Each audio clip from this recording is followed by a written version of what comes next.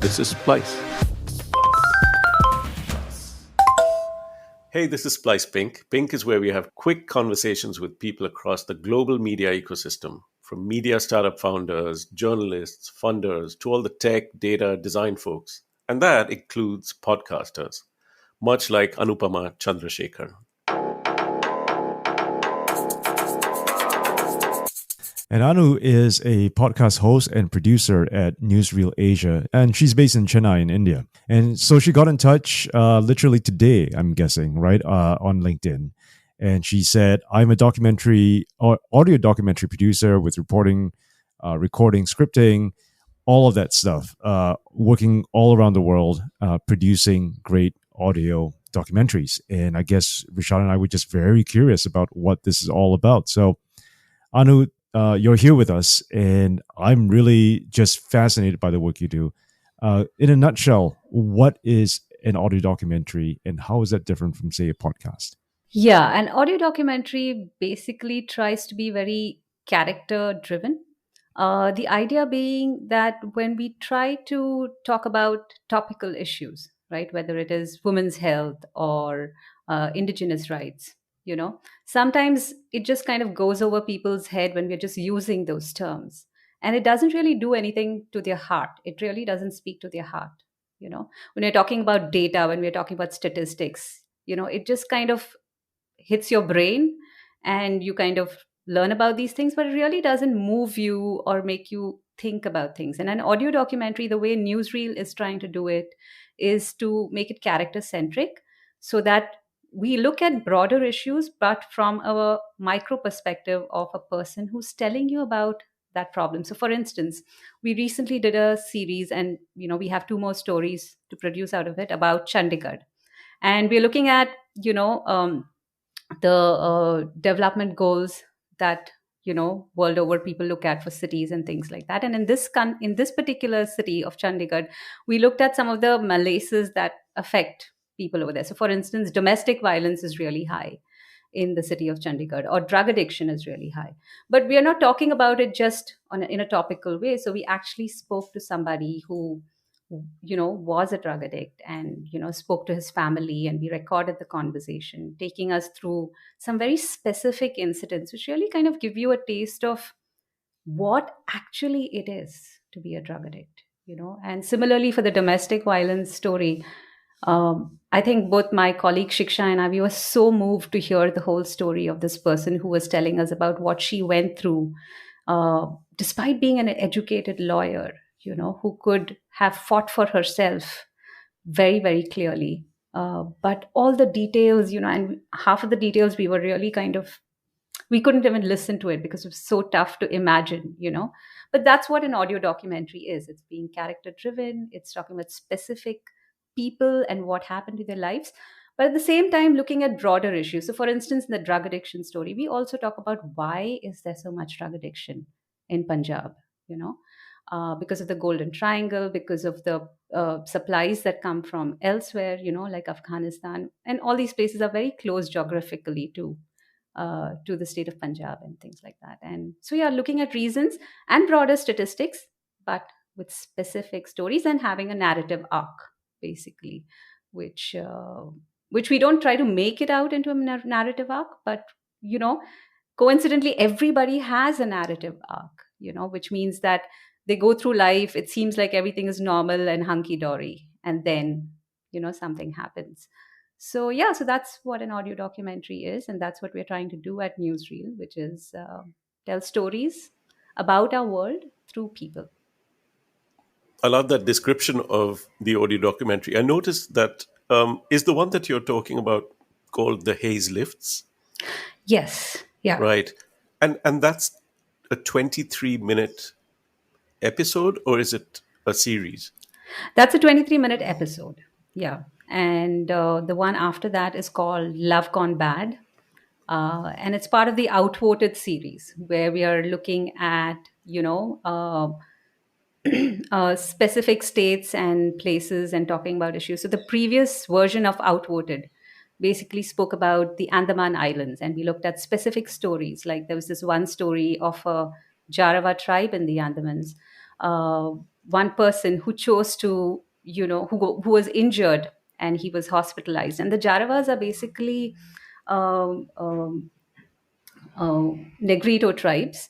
So they are dark skinned, they have curly hair, and they don't really come out, and they don't try to be part of our urban civilization, so to say, although I feel civilization is also a misnomer sometimes. Uh, but they choose to be in the forests, and they don't wear clothes. Many of them don't wear clothes. They're hunting, they're hunter gatherers. So they don't even farm or cultivate. Uh, and that story of how a road was built through their forests, and how it affected their lives. And while in India we keep talking about British colonialization, right? Here is a case where we are the colonialists, right? And we have taken over the rights of their land, and we are deciding, well, a road has to be built here and it's going through their land. And they actually have agency. They know what they want, but we make them out to be tribal people that probably, in this case, we feel that they are more uncivilized and they really don't have a say in things. At least that's how the bureaucracy works.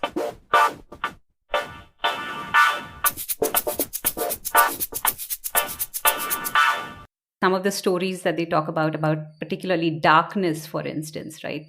So there are stories, little stories about how when the Jaravas, if they have to give birth to a child and they come to a hospital, they don't like the light bulbs in the room, and they actually unscrew them and they take them off, because they live in the forests and they believe that those kind of artificial lights kind of dims their sensitivity towards the darkness. And that was also one of the reasons why there were stories of the Jarava tribes breaking the street lamps on the road that went through their forest, because that was seen as an act of violence by, you know, the police and the people who were making the roads. But actually, there's a very simple reason for it, which is that these lights basically affect their ability to survive in the darkness in the jungles, and that's why they were breaking it. But That's it's amazing. Just listening to you tell this story makes me want to go check out your entire showcase of episodes. How do you come across these types of stories? I mean, there's obviously a lot of work that goes into yeah. it.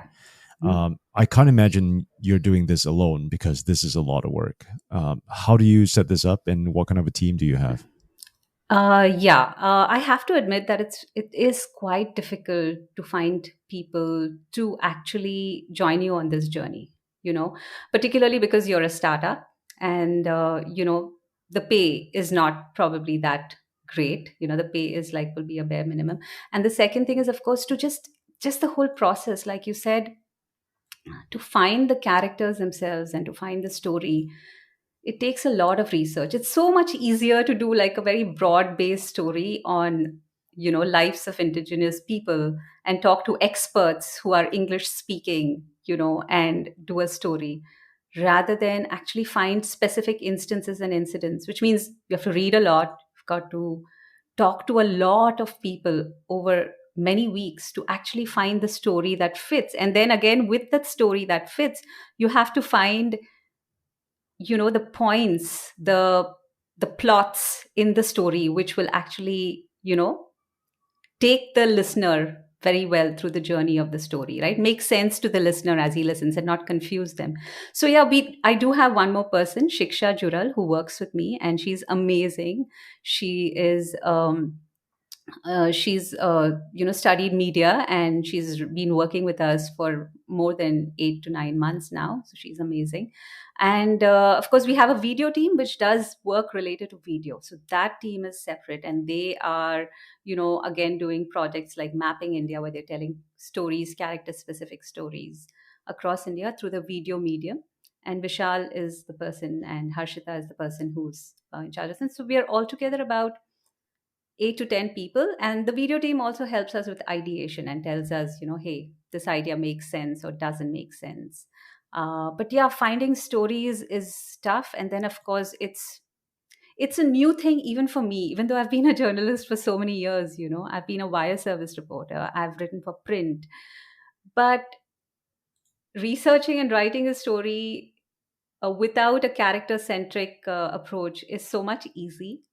And it is tough, but it is very fulfilling finally to do this, because you feel like the message has reached across. It really touches chords, and I think that, yeah, that is like, that's the best part of telling these stories. But yeah, you're right, Alan, it takes a lot of research to not just find the character you want who will tell your story. So for instance, I'll give you another example. As part of the Andaman series, I got a little tip off from a friend who focuses on the Andamans, that, did you know that there is this whole community of cyclists in the Nicobar Islands. So the Andaman and Nicobar Islands are like two large masses of islands with many small islands around them. And the Nicobar Island is actually closer to, and is actually connected to the Indonesian landmass of islands, you know. And they are more Mongoloid in the way the people look in the Nicobar Islands. So this friend of mine told me that, there are these cyclists, and they are international racing cyclists. And there's this huge crop of them coming from the Nicobar Islands. So that was the tip off, right? Now, then I had to find out who are these people and how many cyclists are there. And then I had to find that out. And then amidst that, I found male and female cyclists, and then I found there was one female cyclist who influenced a lot of these cycling bunch, the people who came from Nicobar who wanted to cycle and become international cyclists. And then I had to find that one female cyclist's phone number, and connections in the Nicobar Islands are really bad, the telephone connections. So to talk to her, and she was very reticent. She was not willing to open up. So it takes a lot, to actually get the story, and then talk to her several times to find out her life story and what she finds as important parts of her life, and then finally meeting her in Andamans. That was amazing, and the best part was, and this is what I feel, when you do a lot of homework and you've put in a lot of effort, sometimes luck just favors you. Can I just, sorry, Sure, before you go there, sure. I just want to jump in. I love this. I love sitting and hanging out with you. You spoke about the message getting across, and that is huge validation for somebody in the storytelling, story producing, story gathering business, right? But I'm curious about that message. And we've spoken about the message, but I'm so curious about your audience. Um, Tell me who your audiences are. In that, who are these people? Like literally, who is your listeners? Where do they work? Why do they come to you? So, for one of the series, so it differs from story to story and the series that we do. So, for instance, one belief I do have is that podcasts can be used as an educational medium. And I certainly feel students and researchers and academics can actually use it as a tool to reach varied learners, diverse learners. So for instance, one of the series that we did was about the reintroduction of cheetahs into India. And after listening to that series, I got a message from a professor who's teaching at a science institute in India, saying that, can I use this series to kind of teach my first year students about ecology, because that whole series covered not just wildlife, it spoke about indigenous rights, it spoke about, does this idea really make sense? So yeah, so that really opened my eyes to like an audience, because like you mentioned in many of your conversations that I found online, that it is a mass out there, you know and as an the internet, there are it's there's you really have to target niche audiences, and people should be either compelled to listen to what you're saying or should be interested in what you're saying. So when I write about fossils or produce stories about fossils, there's just a genuine interest from a wide variety of listeners and people. But when it's very science specific and things like that, those things can actually be part of an educational curriculum, And particularly for that series, I made it a multimedia series. So there were maps, there were timelines, there were people could get in touch with me if they wanted more information. There were videos, there were photos. Yeah, so somebody could actually just take that page and say, okay, today we're going to learn about the reintroduction of cheetahs, and have it all there. And guys, listen to the first episode and come back to class. And we can even have questionnaires like the New York Times does it, with their education arm, right? So that I certainly feel. And then in terms of audience, the other thing related to niche audiences is we did a series about autism, you know, and actually the idea never came to me. So the people from the community approached us and they said, would you be interested? Because we want to be our own advocates, we want to tell our own story. So would you be interested in producing this for us? And it was a no-brainer, because once we started interacting with them over Google Meets, and like, although I know the term autism, I didn't really know what it means, how it really impacts these people.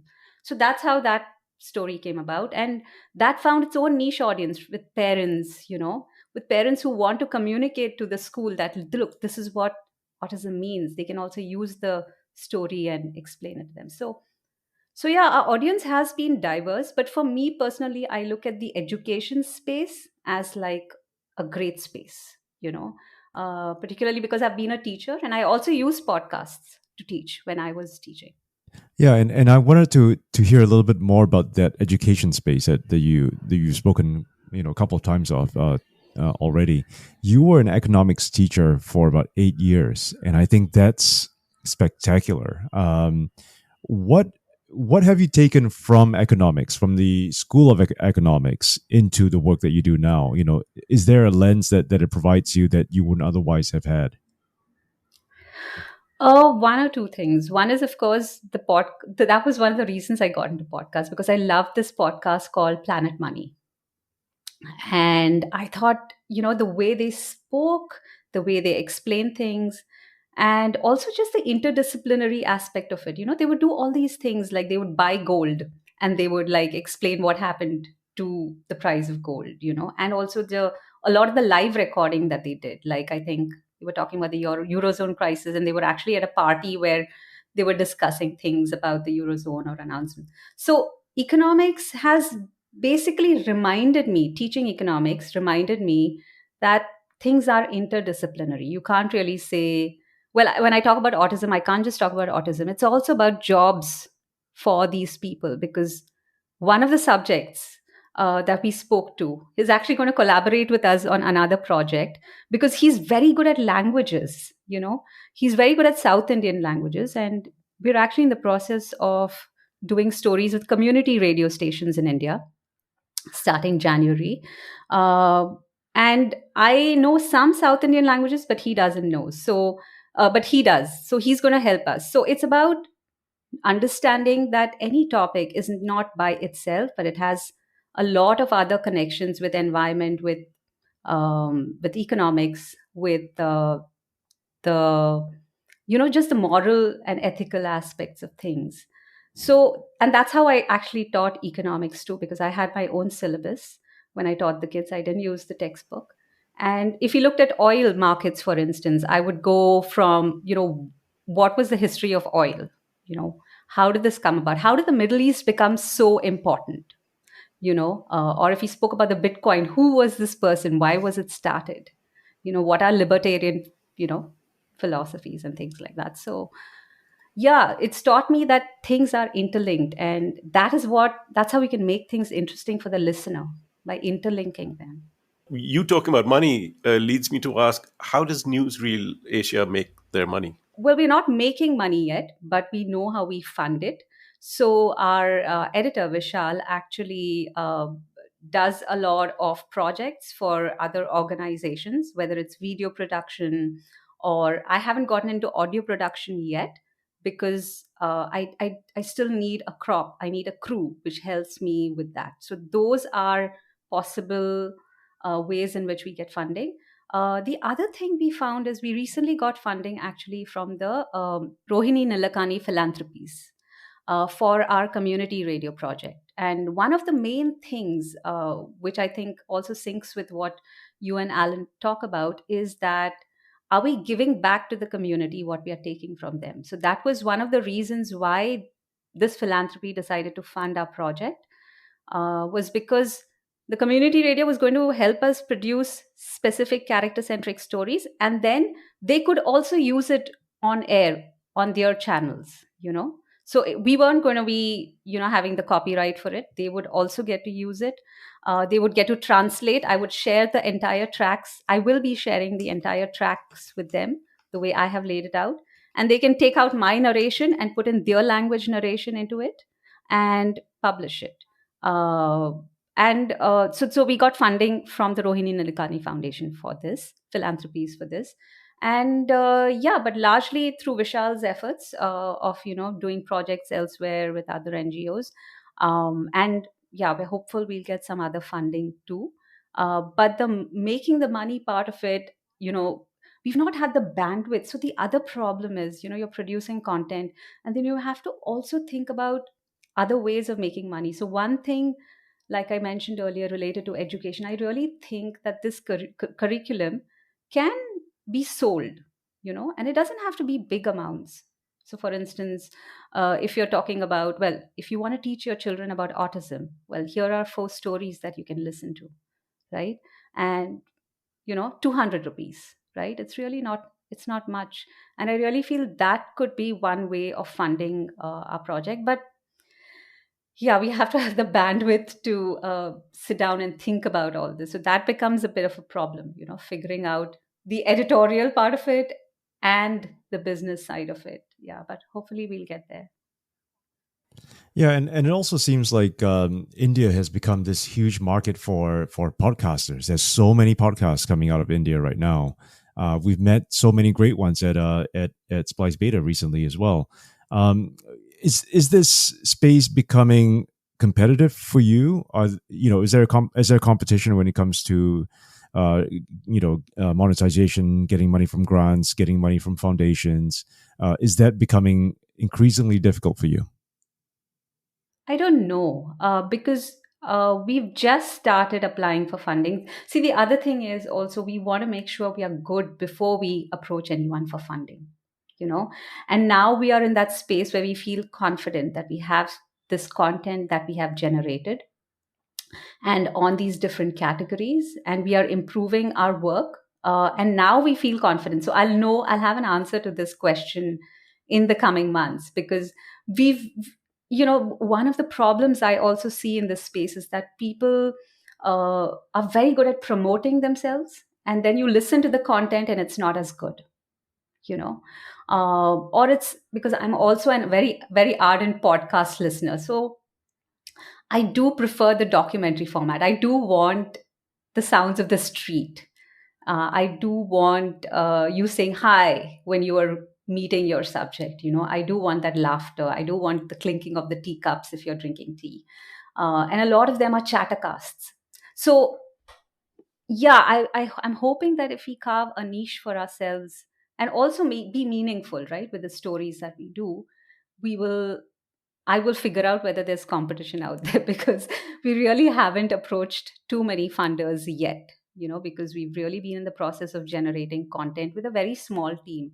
Like I said, it's, there's only 2 people on the podcast's team, and we do everything. We do ideation, reporting, and I'm post producing it. And I think that's okay. You should know everything before you get bigger. But I don't know about the competition. But I do see that I really wish it was mm, it was more of a space which was, more conversational. And like I see that in the public radio space in the US, I wish it was more like, well, let's collaborate a lot more and things like that. That hasn't happened yet. I'm definitely more interested in that more than the funding bit, which will hopefully come. If you're doing the right things, I think it will come and the story will make sense, because we don't want to create a story, you know what I mean? Like, I don't want to like create a story saying that we are, we're having impact, we want to do this. I want to really make sure I'm having impact. One of the best ways to we found to measure impact, actually, or perhaps the only way to measure impact, is ask the audience.